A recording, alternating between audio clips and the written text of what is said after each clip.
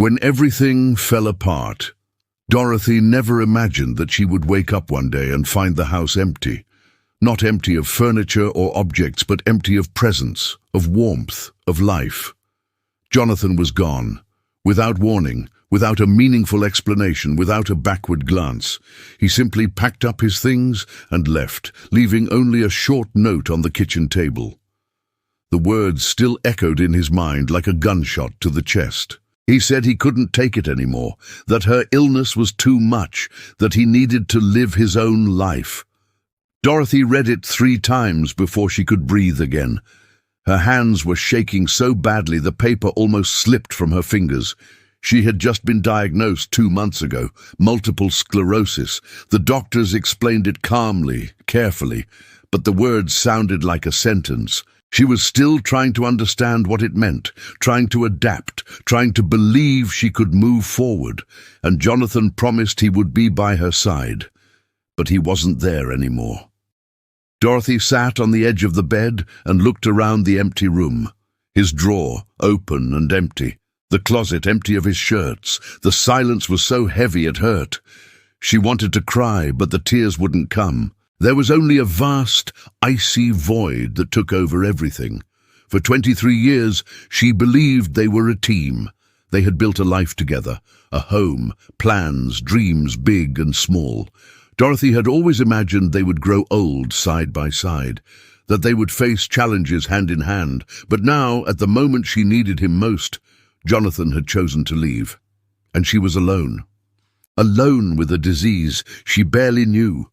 Alone with the fear that suffocated her every morning, alone trying to figure out how to move forward when everything seemed to have fallen apart at once. Dorothy closed her eyes and took a deep breath. She didn't know it yet, but this pain would shape her in ways she never imagined, because sometimes when everything falls apart, that's when true strength begins to emerge. And fate had other plans for her. Before the storm, Dorothy has always been one of those women who makes life happen without much fuss. She woke up early, made coffee, took care of the house, and worked as an administrative assistant at a small local school. Nothing extraordinary, nothing that stood out, but it was a good, simple life, full of small moments that made sense. She liked routine, liked knowing what to expect each day. Jonathan worked at a logistics company. He left early and returned tired, but always with a polite smile, always willing to chat about his day. They ate dinner together, watched TV, and shared household chores. It wasn't overwhelming, but it was comfortable. It was safe. Dorothy thought that was enough. She never realized when comfort turned into distance. Little by little, Jonathan began to talk less. He spent more time on the phone, more time away from home. Dorothy tried to talk to him a few times, but he always brushed it off, saying everything was fine, that it was just work fatigue. She believed him, or wanted to believe him, until the symptoms started. At first they were minor things, a tingling sensation in her hands that wouldn't go away, a strange dizziness when standing up quickly. Dorothy ignored it, thinking it was stress, fatigue, or aging, but the symptoms didn't stop. They worsened. She began stumbling for no reason, her legs felt weak, and she had trouble holding objects. It was Lucy, her 28-year-old daughter, who insisted that she go to the doctor. Lucy was always more attentive, more caring. She called every week, visited when she could, and asked how her mother was doing. When Dorothy told her about her symptoms, Lucy wasted no time. She scheduled an appointment, followed the tests, and held her mother's hand through every step of the process. Jonathan hardly showed up for his appointments. There was always some important meeting, some urgent commitment.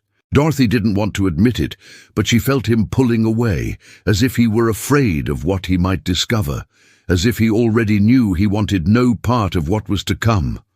And then came the diagnosis, multiple sclerosis. The doctor explained patiently and empathetically.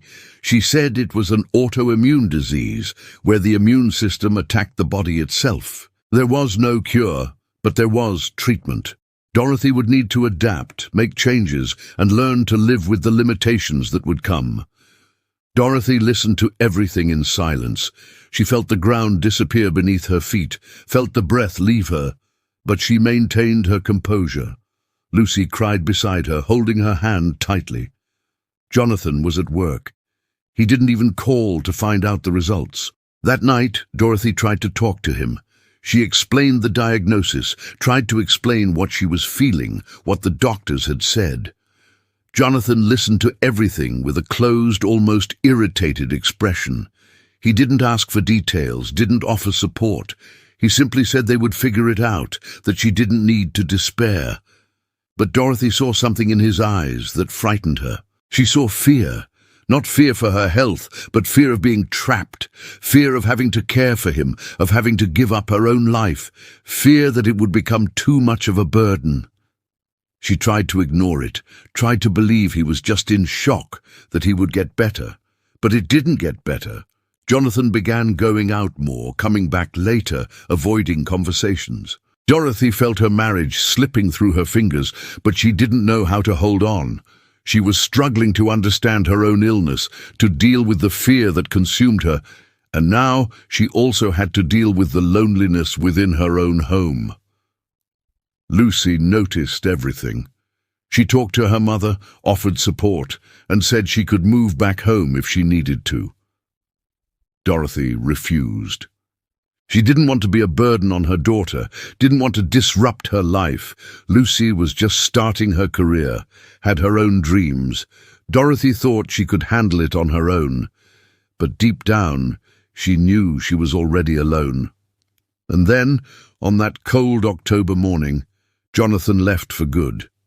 He didn't have the courage to tell her to her face. He left the note and vanished. Dorothy read those words and felt her heart shatter. She didn't know it yet, but that departure would teach her more about love, strength, and dignity than 23 years of marriage ever had. Because sometimes, life needs to fall apart for us to discover who we really are. Learning to breathe. Again. The first few days after Jonathan left were the hardest. Dorothy would wake up and forget for a few seconds that he was gone. She'd turn to the side of the bed, expecting to find him there, but there was only emptiness. Reality hit her hard every morning, like a punch to the gut. She'd get up slowly, holding onto the walls when her legs gave out, and go to the kitchen to make coffee just for herself. The silence in the house was deafening. She tried turning on the TV, the radio, anything to fill the void, but nothing seemed to be enough. Dorothy found herself looking at corners of the house, at the places where Jonathan used to be, and felt a tightness in her chest that suffocated her. Lucy appeared on the third day. She knocked on the door and came in with shopping bags, ready-made food, and a tight hug that finally made Dorothy cry. Lucy said nothing at first. She just held her mother, letting her fall apart, letting all that pain out. They stayed like that for long minutes, pressed together until Dorothy could breathe again. Lucy stayed the whole week. She cooked, cleaned, and organized Dorothy's medications. She accompanied her mother to her doctor's appointments, wrote down everything the doctors said, and asked questions Dorothy couldn't bring herself to ask. Lucy was determined to ensure her mother wouldn't go through this alone, but Dorothy felt guilty. She watched her daughter struggle, neglecting her own work, and felt she was becoming a burden. One night, while they were having dinner together, Dorothy tried to tell her so. She tried to ask Lucy to leave, to go back to her own life. Lucy looked into her mother's eyes with a firmness Dorothy hadn't expected. She said she wasn't going anywhere, that Dorothy had always cared for her her entire life, and now it was Lucy's turn to reciprocate, that it wasn't obligation, it was love. Dorothy cried again that night, but this time it was different. It was a cry of gratitude, of relief, of realizing that perhaps she wasn't as alone as she thought. Lucy came home after a week, but she called every day, sometimes 2, 3 times a day, just to check on Dorothy, if she'd taken her medication, if she needed anything. Dorothy began to wait for those calls. They became a beacon of light in the darkness, but the days were still heavy. Dorothy had to learn to live with the disease. Doctors explained that multiple sclerosis was unpredictable. Some days were better, others were terrible. She could wake up with strong legs and, by mid-afternoon, barely be able to walk. She could have days of mental clarity and others where everything was fogged over. It was scary at first. Dorothy was afraid to leave the house and fall into the street, afraid of having a meltdown at the supermarket, afraid that people would look at her with pity. She began to isolate herself, avoiding contact with friends, refusing invitations. She preferred to stay home, where no one could see her fragility. Lucy noticed and didn't let it continue. She began showing up unexpectedly, dragging her mother on little outings, a walk in the park, a coffee on the corner, a trip to the grocery store. At first, Dorothy resisted, but little by little she realized that these outings were good for her, that the world hadn't ended just because she was sick. It was on one of these outings that Dorothy met Margaret. Margaret was a white-haired woman with bright blue eyes who sat next to them on the park bench. She smiled and began to chat naturally, as if they had known each other for years. She explained that she came here every day, that she loved people watching, and that she believed every encounter had a purpose. Dorothy was enchanted by that energy. There was something special about Margaret, a lightness that was contagious. They talked for almost an hour. Margaret told stories from her own life, talked about losses she'd experienced, challenges she'd faced. She didn't ask about Dorothy's cane, didn't ask invasive questions. She was just there, present, welcoming. As they said goodbye, Margaret took Dorothy's hand and said something that echoed in her mind. She said that life has a curious way of breaking us down and then rebuilding us stronger, that sometimes what seems like the end is just the beginning of something we can't yet see. Dorothy smiled, but she didn't fully understand at the time. Only later would she realize how true those words were. Dorothy began going to the park every week, and every week Margaret was there. They developed a quiet friendship made of light conversation and moments of comfortable silence. Margaret never judged, never gave unsolicited advice. She was simply there, a constant, comforting presence. It was Margaret who suggested that Dorothy seek out a support group. She said she knew people who were part of a group for people with chronic illnesses. She said that sometimes talking to someone who understands what we're going through makes all the difference. Dorothy was hesitant at first. She didn't like the idea of exposing herself, of talking about her pain with strangers. But the loneliness was weighing too much. She decided to give it a try. Lucy accompanied her to the first meeting. It was a small group, 8 people sitting in a circle in a cozy little church room. Each told their story. There was a young woman with lupus, a middle-aged man with Parkinson's, an elderly woman with rheumatoid arthritis, all with their own struggles, all trying to move forward. When it was Dorothy's turn, she almost gave up. But she took a deep breath and began to speak. She told him about the diagnosis, about Jonathan, about the fear she felt. And for the first time since everything had happened, she didn't feel alone. The people there understood.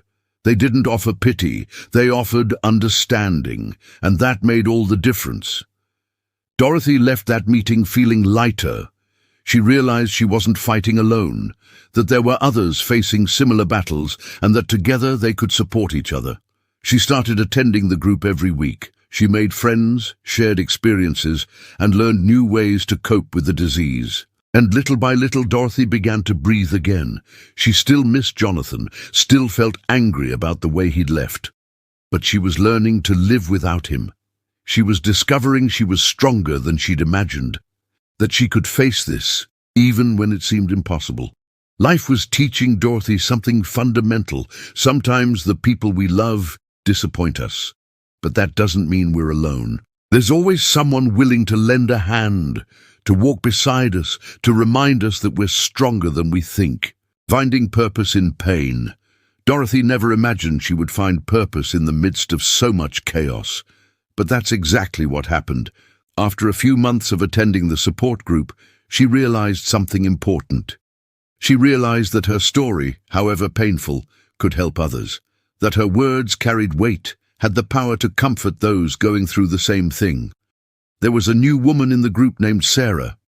Sarah had just been diagnosed with multiple sclerosis and was completely lost. She cried at every meeting, saying she couldn't accept it, that her life was over. Dorothy saw in her a reflection of herself a few months earlier, and she felt she had to do something. After one of the meetings, Dorothy approached Sarah. She didn't offer empty advice, didn't say everything would be okay. She just sat beside her and said she understood, that she'd also experienced that despair, that paralyzing fear, that the first few months were the hardest, but that with time, we learned to live with it. Sarah looked at Dorothy with tearful eyes. She asked how Dorothy managed to look so strong, so whole. Dorothy smiled sadly and said she didn't feel strong, that she woke up every day scared, in pain, wanting to give up. But she chose to get up anyway, that she chose to move forward, one day at a time. That conversation changed something in Sarah, and something also changed in Dorothy. She realized that sharing her pain, her journey, could be transformative, not only for those listening but for herself. It was as if by helping others, she was healing herself. Dorothy began to become more involved in the support group. She started arriving early, staying late, and talking one-on-one with anyone who needed it. She became a sort of unofficial mentor. People sought her out, trusted her, and felt they could be vulnerable without judgment. Lucy was thrilled to see her mother's transformation. She saw Dorothy coming alive again, finding meaning in the midst of her suffering. One night, while they were having dinner together, Lucy said she was proud. It was inspiring to see her mother rising like that. Dorothy held her daughter's hand and thanked her for everything, for never giving up on her, for being there when she needed her most. But there was something that still bothered Dorothy deeply. Jonathan. He had completely disappeared from her life. He didn't call, didn't text, didn't ask how she was doing. It was as if 23 years of marriage had never happened. Dorothy tried not to think about him, but it was difficult. There were nights when anger consumed her, nights when she wanted to call and scream everything she felt, but she never called. Because deep down, Dorothy knew Jonathan no longer deserved her time, her energy. He had made a choice, and she needed to make hers too, the choice to move on, to not let his abandonment define who she was. It was Margaret who helped Dorothy process that grief. They talked about it every time they saw each other in the park. Margaret listened, without interrupting, without judging. And when Dorothy finished venting, Margaret always said something wise, something that made her think differently. One day, Margaret told her own story. She'd been married for 35 years to a man she loved deeply. They had built a life together, overcome challenges, and raised children. But when she was diagnosed with cancer, he couldn't cope. He left her at the worst time of her life. Dorothy was shocked. Margaret always seemed so light, so at peace. It was hard to imagine she had been through something so painful. Margaret smiled and said it took years to get over it, that she felt anger, resentment, hurt, but one day she realized something liberating. She realized that holding on to anger was like taking poison and hoping the other person would die. Forgiving didn't mean forgetting or accepting what was done. It meant releasing the weight, letting go of the pain, choosing peace. Margaret said that when she finally managed to forgive her ex-husband, she felt a lightness she hadn't felt in years, as if a heavy backpack had been lifted off her shoulders. Dorothy listened to this in silence. She didn't know if she was ready to forgive Jonathan. The wound was still too fresh, too deep. But Margaret's words planted a seed that slowly began to grow. Dorothy began working on forgiveness, not for Jonathan, but for herself, because carrying that weight was eating her up. She started writing letters she'd never send, letters where I poured out all my anger, all my pain, all my disappointment. And then I'd burn those letters. It was symbolic, but it worked. With each letter burned, Dorothy felt a little more relief. She realized that forgiveness was a process, not a one-time event. That some days she could feel peace, other days her anger would come back with a vengeance. And that was okay. She was learning to be kind to herself, to accept that healing isn't linear. Meanwhile, the disease continued. There were good days and terrible days. Dorothy learned to listen to her body, to respect its limits.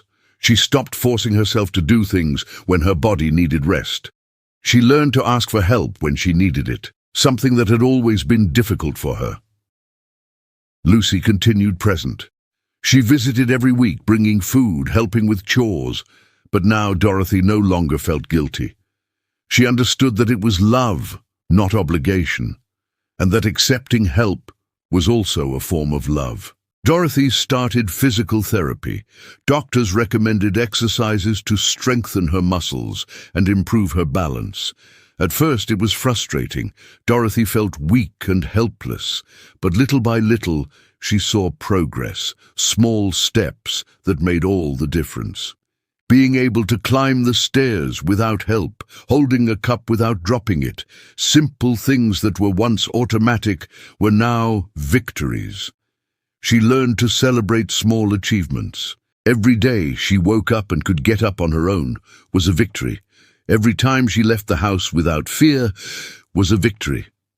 Dorothy was rebuilding her life brick by brick, and for the first time in months, she felt hope. It was at this time that something unexpected happened. Dorothy received a call from an unknown number. She answered, unsure who it was. On the other end, a nervous male voice asked if she was Dorothy. She confirmed it. There was a long, uncomfortable pause, and then the voice said a name that made Dorothy's heart stop. Jonathan. But it wasn't Jonathan calling. It was someone calling about Jonathan. And what that person had to say would change everything Dorothy thought about what had happened. It would reveal a truth she never imagined, a truth that had been hidden for months, waiting for the right moment to come out. Dorothy held the phone tightly and asked what had happened, and the answer she received left her speechless. The hidden truth. The voice on the other end of the line belonged to a man named Thomas. He introduced himself as Jonathan's co-worker. He said he needed to speak to her in person, that it was important. Dorothy felt her heart race. 1,000 thoughts raced through her head. Was Jonathan sick? Had there been an accident? She wasn't sure she wanted to know, but he agreed to meet Thomas. They met at a small coffee shop near Dorothy's house. She arrived first, nervous, fidgeting with her hands. When Thomas walked in, she recognized him immediately. He was a middle-aged man with grey hair and a serious expression. He sat across from her and ordered a coffee before starting to talk. Thomas took a deep breath and said he didn't know where to begin. He said he worked with Jonathan for almost 10 years. They were friends, talking about life and family. He said he was surprised when Jonathan left. Jonathan always spoke highly of Dorothy. He always seemed like a dedicated man. Dorothy felt a lump in her throat. Thomas continued. He said that after Jonathan left home, he changed completely. He became distant, withdrawn, and avoided conversation. He stopped going to work sometimes, arrived late and seemed lost. His colleagues thought it was strange, but no one wanted to interfere.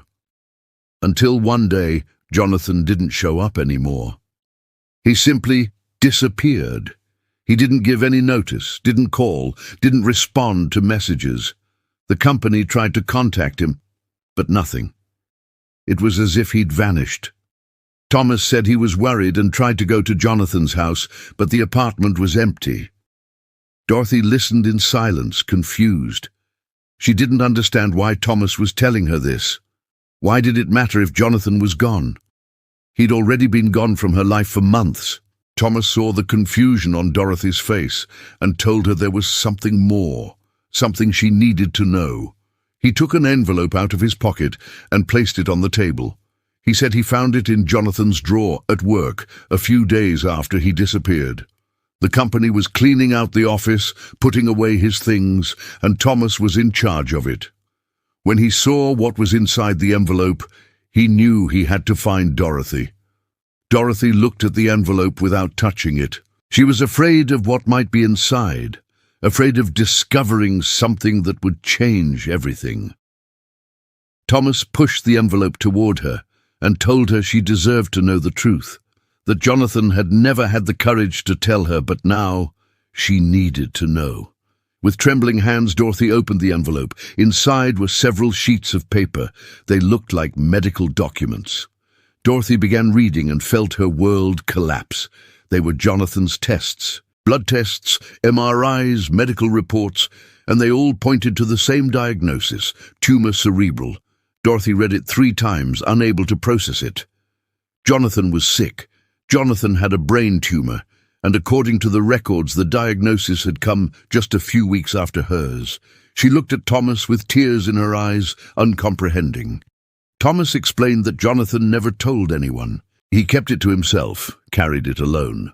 Thomas said he only found out because he found the documents, that Jonathan was probably terrified, unsure of how to cope, and that instead of sharing, of asking for help, he simply ran away.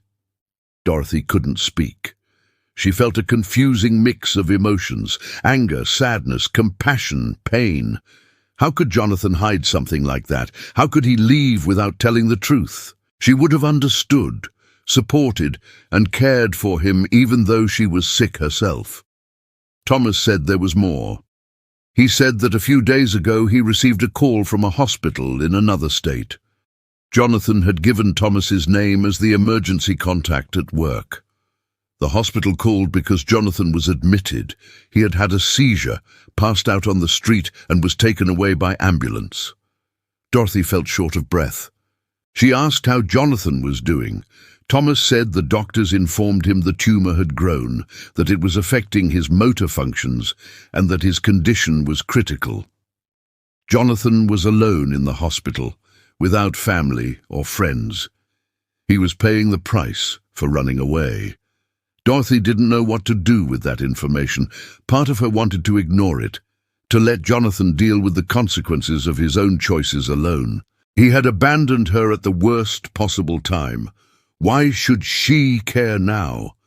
But another part of her, the part that still carried 23 years of history, felt compassion.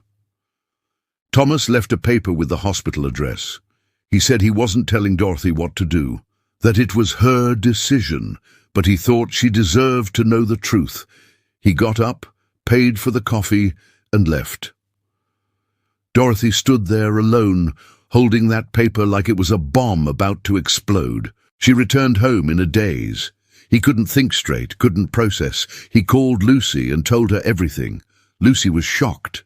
She said she understood Jonathan's pain, but that it didn't justify what he did.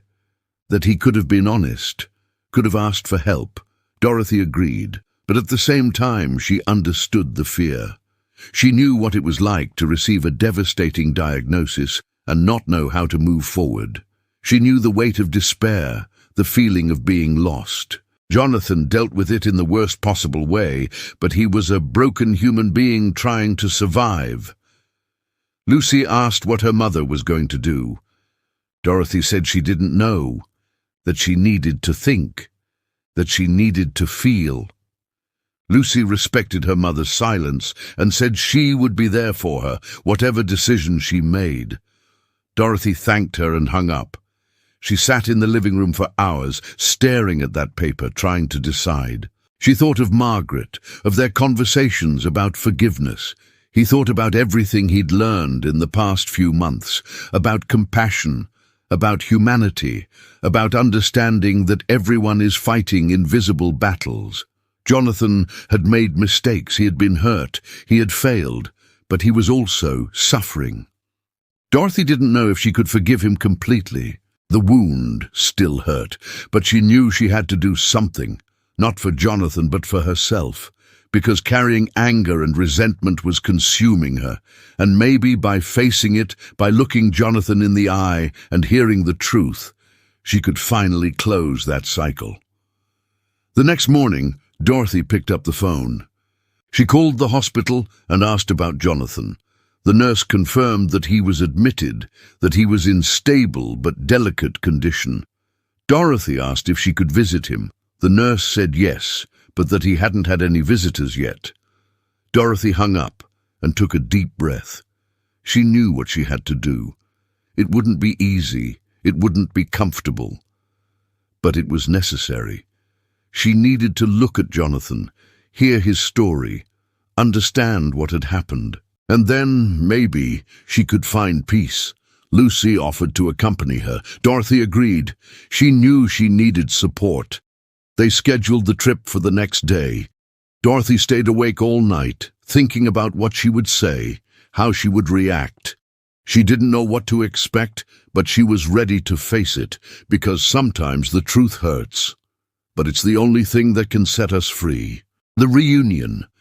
The trip to the hospital took almost 4 hours. Dorothy spent the entire drive in silence, staring out the window, trying to prepare her heart for what was to come. Lucy drove focused, respecting her mother's silence.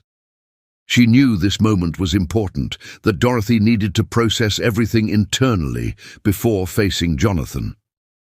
When they arrived at the hospital, Dorothy felt her legs weaken. She held Lucy's arm and took a deep breath. They walked in together and asked at the front desk for Jonathan's room. The receptionist checked the system and gave her the room number. Dorothy thanked her and walked slowly down the halls, each step heavier than the last. Lucy asked if she wanted her to come in with her. Dorothy shook her head. She said she had to do it alone. Lucy understood. She hugged her mother, wished her strength, and said she'd be waiting outside. Dorothy thanked her with her eyes and turned toward the bedroom door. She knocked lightly and entered. Jonathan lay in bed, hooked up to various devices. He was thinner, paler, with dark circles under his eyes. When he saw Dorothy in the doorway, his eyes widened. He looked like a ghost, seeing another ghost. He tried to speak, but his voice faltered. Dorothy closed the door behind her and stood still for a few seconds. She didn't know what to say, didn't know how to begin. Jonathan continued to stare at her, his eyes brimming with tears. He finally managed to speak, his voice hoarse and broken. He said her name like a prayer, as if he couldn't believe she was really there. Dorothy walked over slowly and sat in the chair beside the bed. She looked at Jonathan without saying anything. He lowered his eyes, unable to meet hers. He said he never imagined she would show up, that he didn't deserve it. Dorothy agreed. She said he really didn't deserve it, but that she wasn't there for him. She was there for herself. Jonathan began to cry. It wasn't a quiet cry, it was the desperate cry of someone who had carried an impossible weight for too long. He said he was sorry, that he had messed up, that he didn't know how to fix it. Dorothy listened without interrupting, letting him get it out. Jonathan told everything. He said that when Dorothy was diagnosed, he was terrified. He didn't know how to cope. He didn't know how to help. He felt like he was failing as a husband, as a partner. And then, a few weeks later, he started having terrible headaches, dizziness, and episodes of mental confusion. He went to the doctor alone. Jonathan said he didn't want to worry Dorothy, that she was already dealing with her own illness. He thought it would be something simple, stress, fatigue, but when he received the brain tumor diagnosis, his world fell apart. He couldn't process it. He couldn't accept that they were both sick. He panicked. Jonathan said he spent weeks trying to decide what to do. He considered telling Dorothy, but couldn't. He felt it would be an even greater burden on her. He felt that if he did, she would try to care for him, even though she didn't have the strength to care for herself. And he didn't want that, so he made the worst decision of his life. He decided to leave. He thought that if he disappeared, Dorothy could focus on herself, on her own recovery, that she would be better off without him. Jonathan said he wrote that note lying, saying he couldn't handle her illness because he knew that if he told the truth, Dorothy would never let him go. Dorothy listened in silence, tears streaming down her face. She understood Jonathan's twisted logic, understood the fear that had consumed him. But it still hurt. It hurt to know he hadn't trusted her, hadn't believed she would be strong enough to face this together. Jonathan had underestimated the love she felt for him. Jonathan continued. He said that after he left, he realized the mistake he had made, but it was too late. He was ashamed to return, ashamed to admit the truth. So he kept running.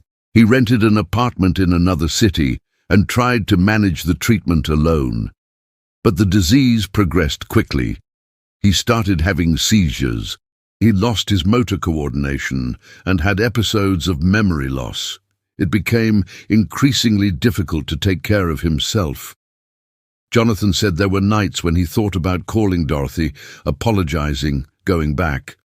But pride, shame, and fear prevented him, until he passed out on the street and woke up in the hospital. Jonathan said that when he woke up alone, with no one by his side, he finally understood what he had lost. He understood that he had thrown away the only thing that truly mattered: love, partnership, companionship. He had destroyed it all out of fear. Dorothy took a deep breath. She wiped away her tears and looked Jonathan in the eyes. She said she understood his fear, her desperation, but that he had been deeply wrong, that she deserved the truth, deserved the chance to choose. Jonathan had taken that away from her. Jonathan agreed. He said he knew that he carried that guilt every day. He didn't expect forgiveness, didn't expect her to return. He just wanted her to know he never stopped loving her, that his decision to leave wasn't a lack of love, it was an excess of fear. Dorothy was silent for a long time. She looked at the broken man in the hospital bed and felt a complex mix of emotions: anger at the abandonment, compassion for the suffering, sadness at the loss, and a hint of love that still lingered despite it all. She told Jonathan that she didn't know if she could forgive him, that the wound was still open, still bleeding, but that she understood he was also human, also scared, also made mistakes trying to survive. Dorothy said that maybe one day she would be able to forgive completely, but that day hadn't come yet. Jonathan understood. He said he hadn't expected anything, that he was just grateful she'd come, that seeing her face once more was more than he deserved. Dorothy held his hand for a moment, a hand she knew so well, a hand she'd held 1,000 times, but now felt strange. She asked how the treatment was going. Jonathan said the doctors weren't very optimistic. The tumor had grown too large and treatment options were limited. He was doing what he could, but he knew time was running out. Dorothy felt her chest tighten. She asked if he had anyone looking after him. Jonathan shook his head. He said he was alone, that it was a consequence of his own choices. Dorothy sighed. She didn't know what to make of that information. Part of her wanted to leave and never come back. But another part, the compassionate part she'd developed over the past few months, couldn't let it go. Dorothy stayed talking a little longer.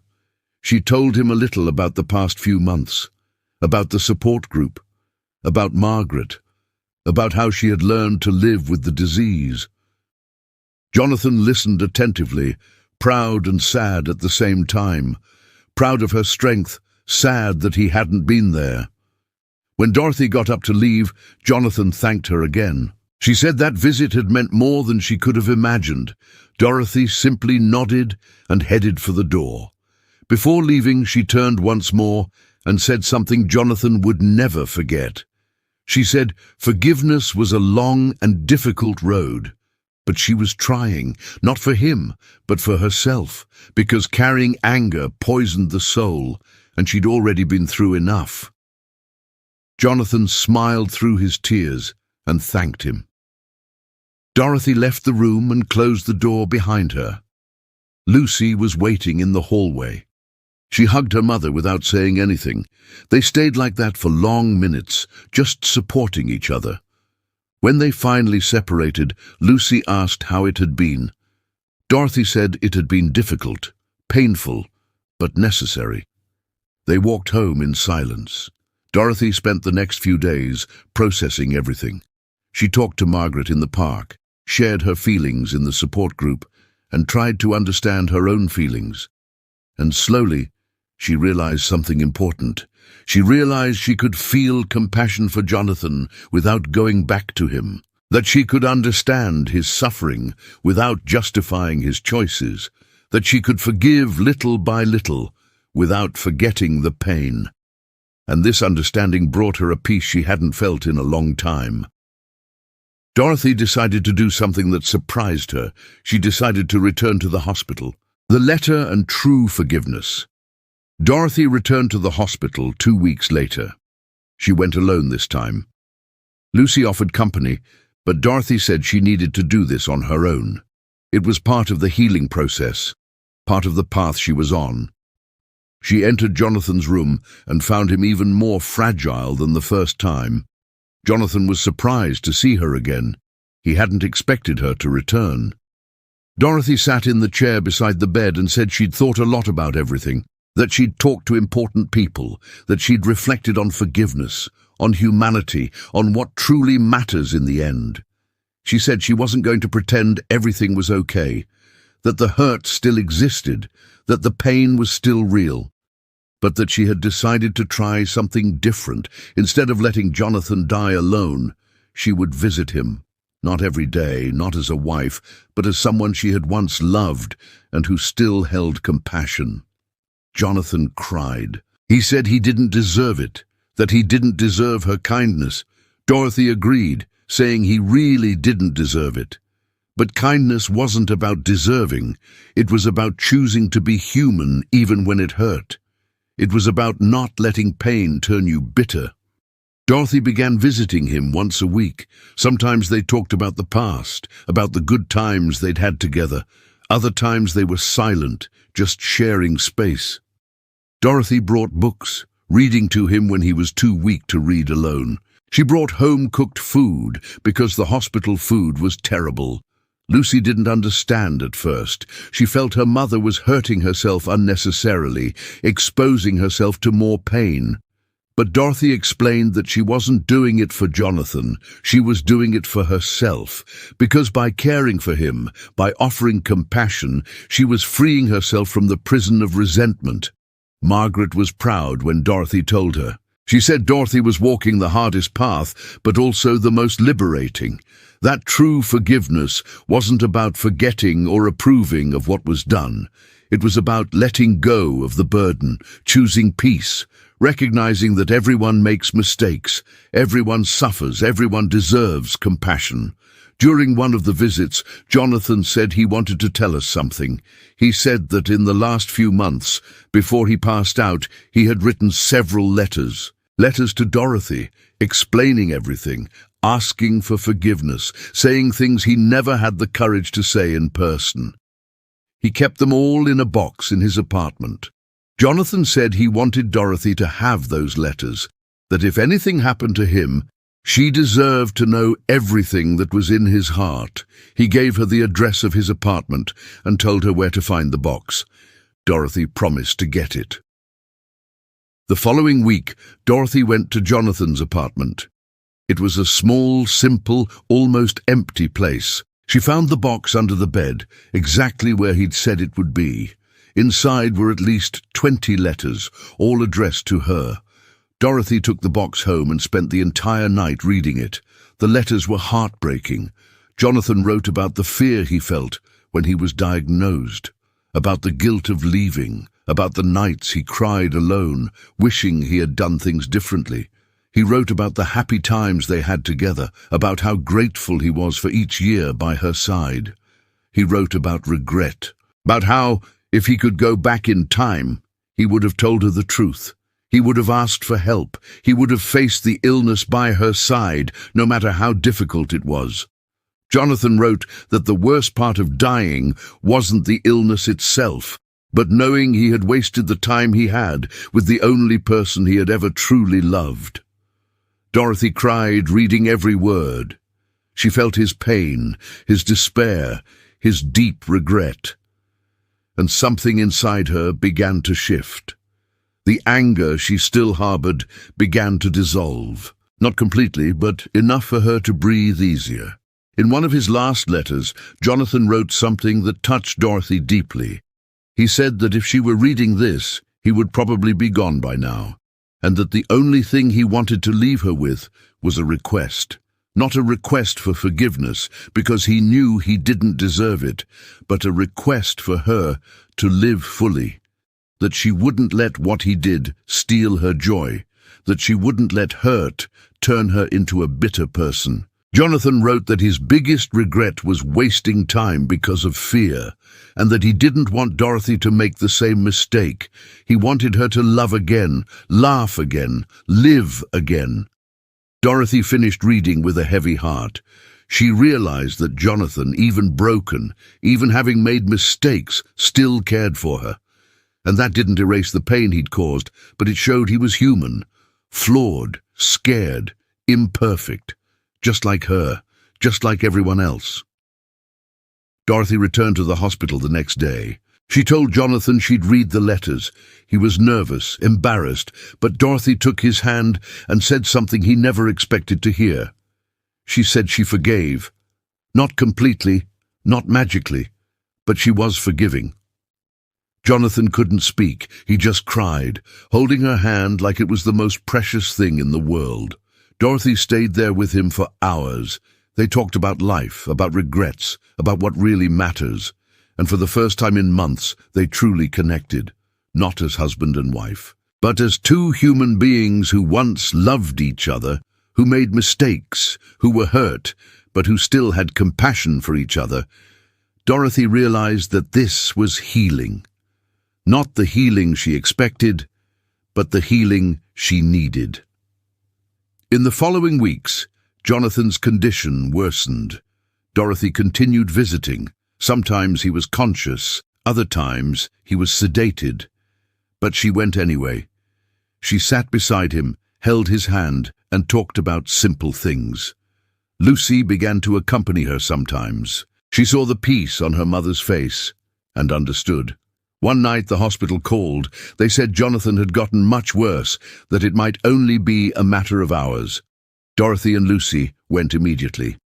When they arrived, Jonathan was awake, but very weak. He smiled when he saw Dorothy, a tired smile but genuine. Dorothy came over and took his hand. Jonathan said in a very weak voice that he was grateful that she had returned, that she had offered compassion when he didn't deserve it. He said he would leave in peace, knowing that she was well, that she was strong, that she would continue to live fully. Dorothy said she was grateful too. Grateful for the good years they'd had, grateful for the lessons she'd learned, even the painful ones. She said she would be fine, that she'd learned to live with the disease, that she'd found purpose and community, and that she would honor his request. She would live fully. Jonathan closed his eyes with a smile on his face. He squeezed Dorothy's hand one last time and sighed. Dorothy stood there holding his hand until he left. It was peaceful, silent. Lucy held her mother as she cried. It wasn't a cry of anger or regret. It was a cry of farewell, of closure, of peace. Dorothy left the hospital that night different. She had lost her husband twice, once when he left and again when he died. But she had also gained something precious.